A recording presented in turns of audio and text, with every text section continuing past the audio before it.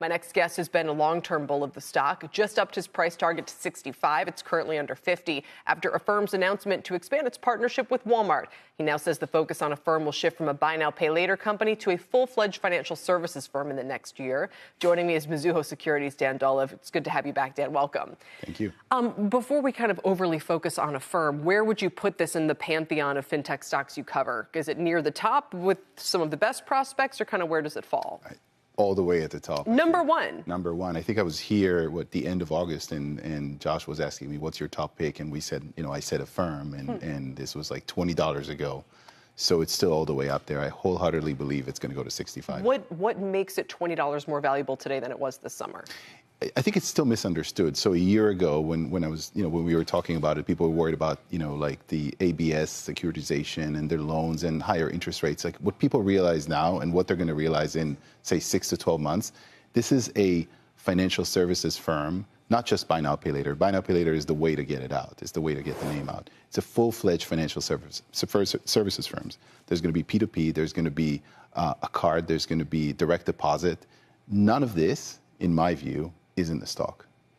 Still in the stock after the run that it's had. So is the re-rating that it's had partly predicated on just simply the fact of Fed easing and lower rates? I mean, are we giving the company too much credit for a macro development in some ways? No, I think it was overly, you mentioned in the beginning that it's still below, what it IPO'd in, and I wholeheartedly believe that it will get there at some point. So I think it's the Fed pivoting, which is what's driven, and also like these partnerships. I mean, who would have thought? You wake up in the morning and all of a sudden you can use it at Walmart. Mm-hmm. You're going to get a lot more of these. It's the most innovative name in fintech, period. Where's the earnings? So if I buy a share now, and I'm not sure exactly what the multiple is, but where is the earnings power coming from in the next 12 to 18 months, do you think? It's 100% the card because it's pure incremental profits, right? It comes at a higher profit than the buy now, pay later business. And like if people actually put their direct deposit linked into the card, so we've done research around it, there's a 3 to 4 multiplier on the usage. So you're going from, say, $2,000 per year in volume to $8,000.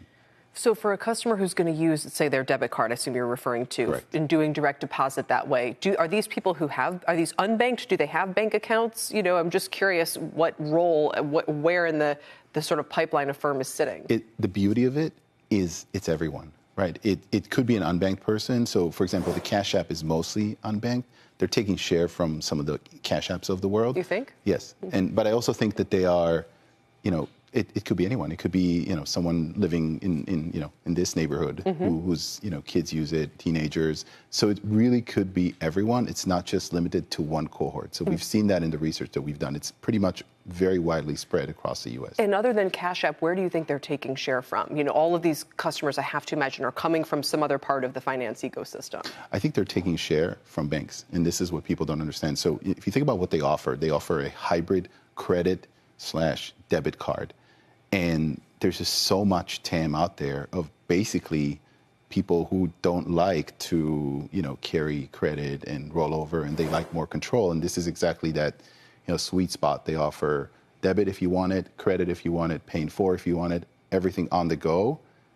And they're taking share from like the big banks. Two last questions that I want to talk about, but there are kind of two big concerns out there. One is if it starts acting like a bank, does it ultimately become regulated like one?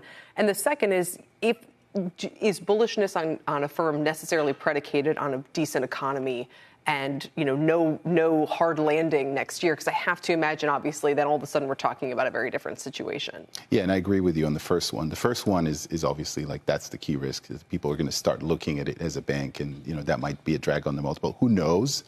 I think that as long as they stay out of becoming a full-fledged, like direct bank with the regulation of a bank, they're fine.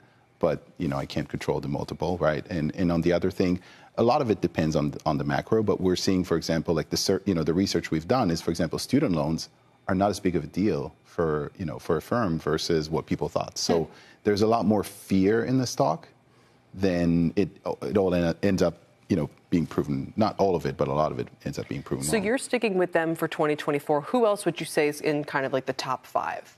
I'd say top 5, SoFi. SoFi has been another stock that everyone loves to hate. It's funny that you say that because this time a year ago, everyone hated Affirm, and now Affirm's at $50, and it's going up. So I think I'm almost seeing kind of the parallels. Interesting. Right, between them and SoFi. SoFi, I think, is like another one that's going to, we have a $15 price target. I think that once all these fears, evaporate, it's going to go up there.